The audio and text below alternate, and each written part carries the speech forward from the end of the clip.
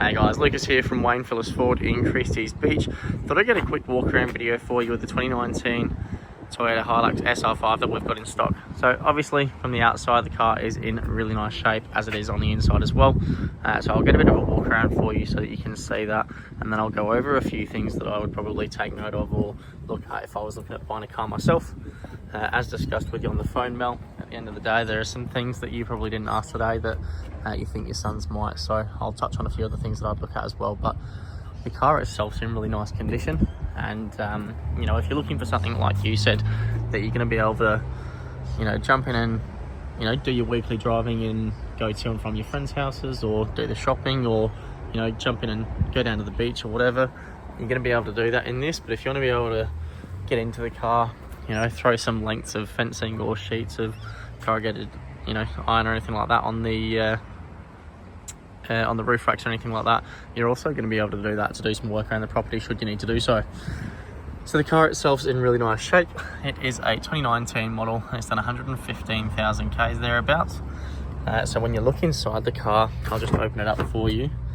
The back seats I don't think have ever been sat in, and when I say that, that's not me just being a salesperson.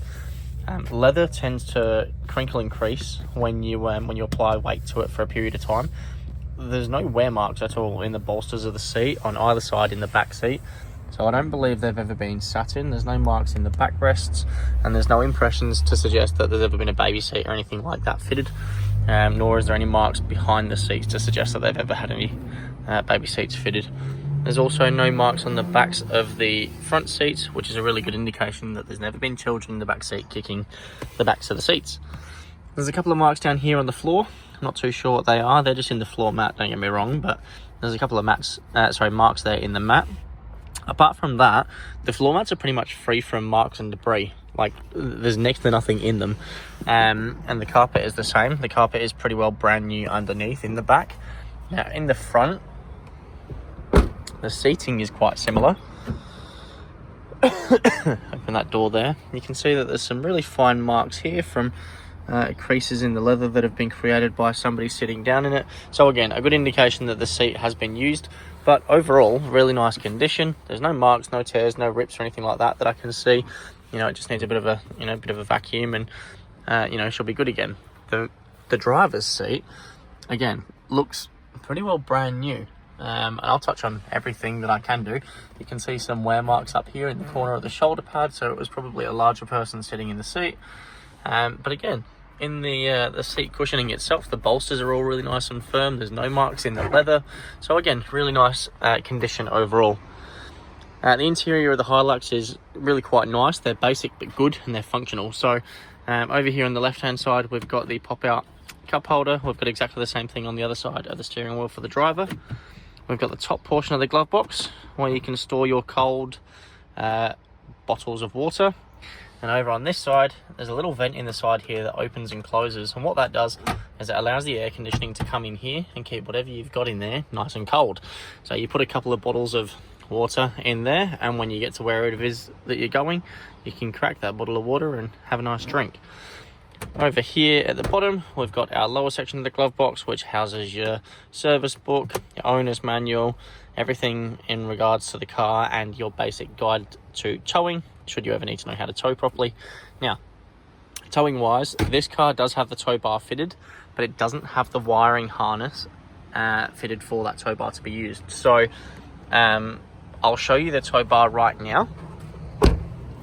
I can near promise you that it has never been used, because I have more scratches on my hands than there are on this ball. It has never been attached to a trailer based on the condition of that ball. And under here, you can see this little platform, or whatever you want to call it.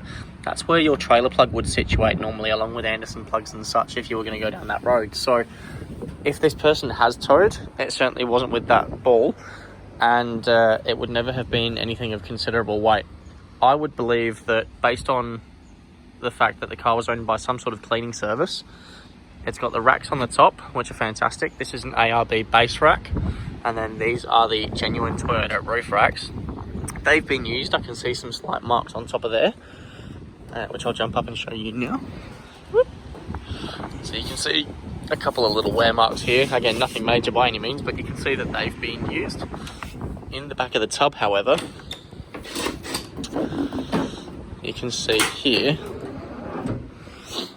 down the sides of the tub, there's quite a few scratches at the back. So you can see, I'll just zoom in manually, there's almost a tide mark the whole way around the car. Now that is a terrible word for me to have used. When I say tide mark, I don't mean that there's a watermark in the car by any means.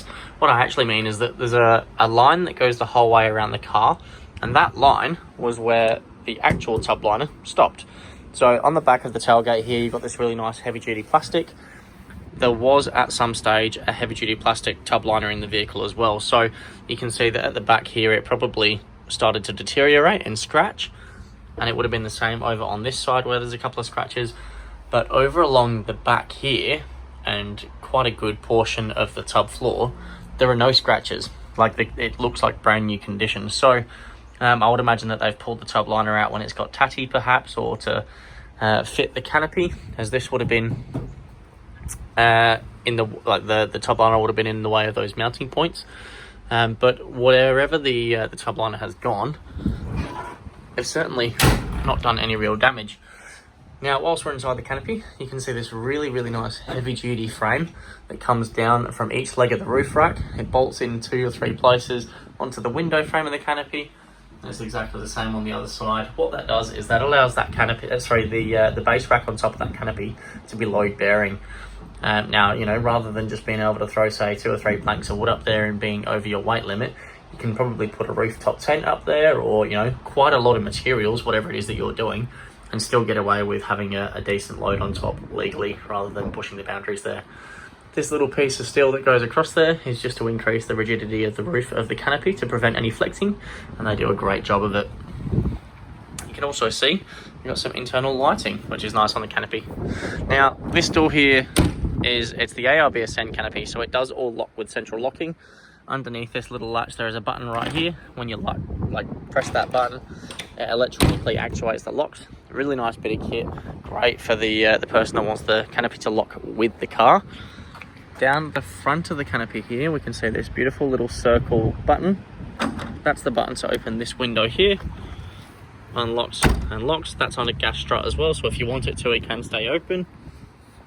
And the same over on this side, just down the front of the canopy here. Press that one and you can unlock that. You can see the gas strut here and there, and that opens all the way up and locks in place. Again, it just gives you the access to the side of the canopy. Really good bit of gear. So things that I would look at whilst checking out a car, obviously paint condition's important and such, but the car is in relatively nice condition. Really nice condition overall. But things like tyres, as you mentioned on the phone, they are in great shape. There's plenty of material on the sidewall here. It doesn't look like they've ever been curbed or anything like that. Plenty of meat on top of the tyre, and all 4 alloys are in great shape as well, as is the spare. So there's no marks on the alloys or the tyres that I'd be concerned about. Wheel alignment looks good, and there's plenty of tread on top of the tyre as well. Underneath the vehicle is where I would look first and foremost with any 4-wheel drive, simply because you don't know what the people have used this car for. Now, this car underneath is probably cleaner than my car is outside. So underneath you can see there, obviously we've washed one half of the tow bar but not the other half, which is fantastic, but there's no surface rust underneath here. Even the exhaust, which is completely bare metal, there's barely any surface rust on it. There's no muck, no dings, no dents. There's no mud stuck up in steering or suspension armatures or anything like that, so there's nothing to suggest that the car's ever been off-road. And there's no scratches or debris marks under the car either to suggest that it's even been on dirt highways or corrugated roads. So like I said, the car was owned by some sort of cleaning service.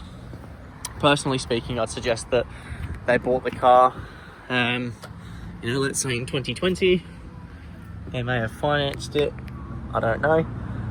Now would have been a good time to be getting out of the vehicle if it was financed or leased. So based on the fact that everything underneath looks very, very clean, there's no dents or scratches or anything like that in the under tray, so it's definitely never been off-road. It's definitely never towed, and if it has done, it wasn't legal. And personally, I'd say that they bought a ute because they needed the space in the tub rather than the capabilities of the 4-wheel drive. So I mean, if you've got any questions, I'm happy to answer them. But aside from popping down and having a look at the vehicle, even the little bits of, you know, the scratches that are on the car, like this is super minimal. It'll probably polish out. And this, again, I don't really know what's happened, but I'm happy to take a look at it and see what we can do to make it look better and improve it. You know, at the end of the day, I understand that you guys want a nice car, and this is a very nice car. It's just got a couple of imperfections, but we're all imperfect. So look, any questions, like I said, let me know. Happy to go over anything else additionally and answer them for you. I'll get some photos of the actual service history for you and send that through to you in an email as well. But otherwise, I hope this has been a good video for you to watch. And if you do have any questions, you can give me a call. My phone number is 0478 016 180. Lukas here again from Phillis Ford in Christie's Beach. I look forward to speaking with you guys soon. Cheers.